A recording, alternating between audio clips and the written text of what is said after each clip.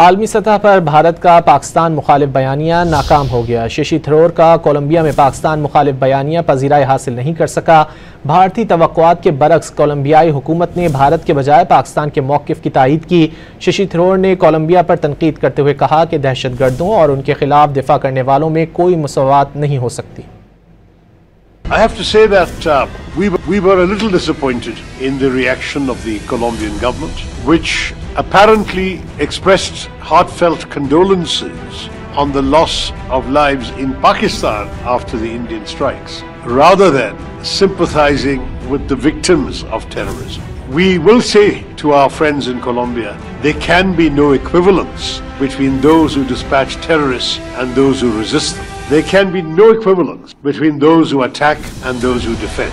We are only exercising our right of self-defense, and if there is any misunderstanding here on this score, we are here to dispel any such misunderstanding.